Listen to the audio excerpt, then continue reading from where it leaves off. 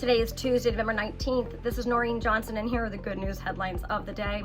President-elect Donald Trump has confirmed that his administration will declare the mass migration border invasion a national emergency and use military assets to carry out his vowed largest deportation force in world history. Trump made border security and legal immigration top priorities in his third presidential election campaign, repeatedly vowing the largest deportation force in world history. There had been concerns from the left the military was going to be used domestically, but Trump said on the campaign trail that border security is national security. Denouncing the emptying of prisons from Latin America for migration to the U.S., Trump also spoke out against migrants jeopardizing the safety of American citizens, saying the unvetted criminals would be the first sent back to their countries of origin. Trump has announced border hawk Tom Homan as his border czar and South Dakota Governor Kristi Noem as his nominee to lead the Department of Homeland Security. Senior Republican Party officials announced Monday that they are filing 12 lawsuits in Pennsylvania as part of an ongoing effort to aggressively defend their pickup in the closely watched Keystone State Senate race. Speaking to reporters on a call Monday, GOP officials said they have been working closely with Republican candidate Dave McCormick's campaign in an effort to protect his Senate win over three-term incumbent Democrat Senator Bob Casey, who has refused to concede defeat and has secured a statewide recount. Both national and state Republican parties have filed lawsuits in 4 counties across Pennsylvania, urging the courts to not count mail-in ballots with either incorrect or missing dates, in accordance with a Pennsylvania Supreme Court ruling this month. According to a senior party official, Democrat officials are on video saying that they're going to choose to break the law, and there will be legal consequences for that. The Pennsylvania Supreme Court ruled before the election that mail-in ballots lacking formally required signatures or dates should not be included in official results.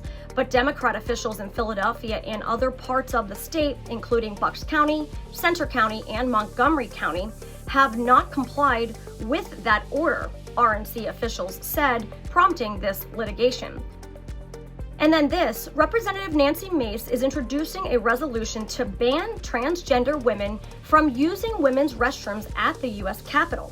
Mace is expected to file the resolution on Monday, saying this: the sanctity of protecting women and standing up against the left's systematic erasure of biological women starts here in the nation's capital. Mace's legislation would charge the House Sergeant-at-Arms with enforcing the rule. It's a preview of what kind of changes Republicans could look to pass when they control both houses of Congress next year. Republicans hammered Democrats on transgender issues in the most recent election, particularly the topic of trans youth athletes in school sports. The House GOP moved to restrict federal dollars for transgender health care and to block trans student athletes from participating in school sports teams of their chosen gender. Mace previously introduced a bill that would have forced illegal immigrants with a history of sex crimes or violence against women to be deported. That bill passed with the support of 51 Democrats and all House Republicans. In other news, U.S. men's soccer star Christian Pulisic celebrated making the first goal in the team's 4-2 victory against Jamaica by rocking the viral dance moves that have been sweeping the sports world following President-elect Donald Trump's victory.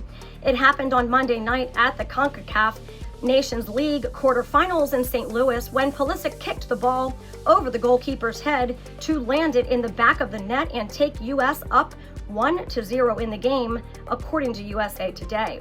After the soccer star made the goal, he ran out of the goalie box and back out onto the field, where he stopped and did the Trump dance, making 2 fists and twisting his hips, which has become a viral sensation. It became a trend on social media after supporters made videos of themselves doing the same dance, moves that Trump has often done when he danced to the Village People's YMCA at his numerous campaign rallies.